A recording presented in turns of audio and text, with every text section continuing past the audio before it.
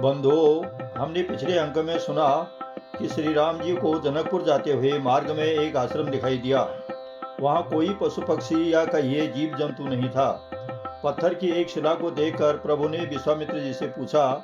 तब मुनि ने विस्तार पूर्वक गौतम ऋषि और उनकी पत्नी अहिल्या की कथा सुनाई।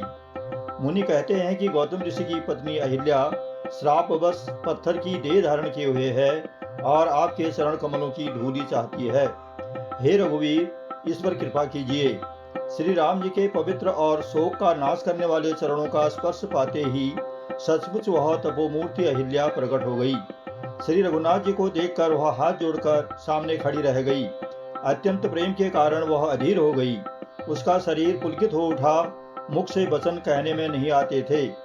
वह बड़भागिनी अहिल्या प्रभु के चरणों से लिपट गई और उसके दोनों नेत्रों से प्रेम और आनंद के आंसुओं की धारा बहने लगी।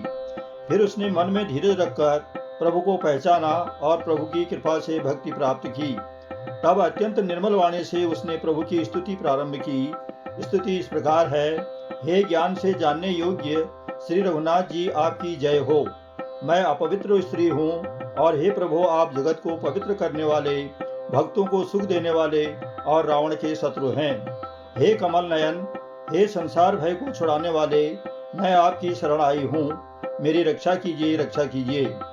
मुनि ने जो श्राप दिया अच्छा किया, जिसके कारण मैंने आपके दर्शन पाए। इसी दर्शन को शंकर जी सबसे बड़ा लाभ समझते हैं।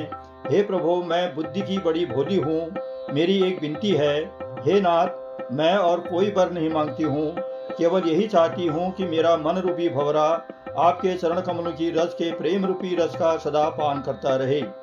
जिन चरणों से पवित्र गंगा नदी प्रकट हुई और जिन्हें शिवजी ने सिर पर रखा, ब्रह्मा जी जिन चरणों की पूजा करते हैं, हे हरि, आपने वही चरण मेरे सिर पर रखे।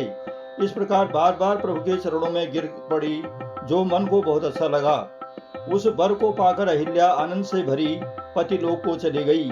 शेष अगले अंक में। आइए सुने रामचरितमानस बालकांड, दोहा संख्या 210 से 211।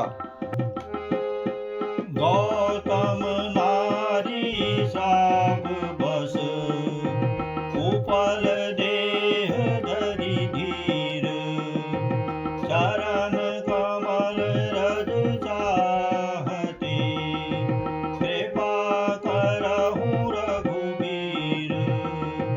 पर सत पद पावन, शोक न सावन, प्रगट भई तप पुंज सही। देखत रघुनायक जन सुखदायक, सन्मुख होई कर जोरी रही। अति प्रेम अधीरा, पुलक शरीरा, मुख नहीं आवई वचन कही। अतिशय बड़ भागी, चरणनि लागी, जुगल नयन जलधार बही। धीरज मन कीना, प्रभु पहुँचीना, रघुपति कृपा भगति पाई। अति निर्मल बानी, स्तुति ठानी, ज्ञान गम्य जय रघुराई। मैं नारी अपावन, प्रभु जग पावन, रावण रिपुजन सुखदाई। राजीव विरोचन, भव भय मोचन, पाहि पाहि शरणहि आई। मुनि श्राप जो दीना, अति बल कीना, परम अनुग्रह मैं माना। देखेउ बरि लोचन, हरि भव मोचन, इहि लाभ शंकर जाना। विनती प्रभु मोरी, मैं मति भोरी, नाथ न मांगऊँ वर आना। पद कमल परागा, रस अनुरागा, मम मन मधुप करे पाना।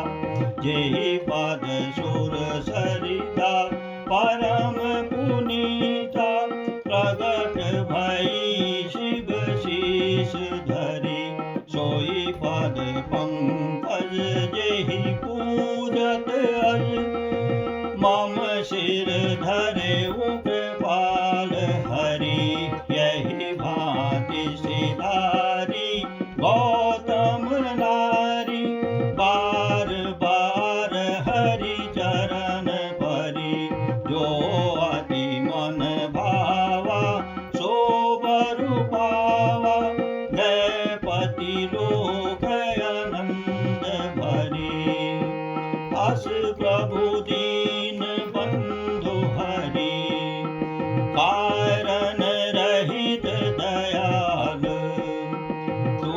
तुलसीदास सटते ही भजो छाड़ी कपट जंजाल मंगल भवन मंगल हारी उमा सहित जेहि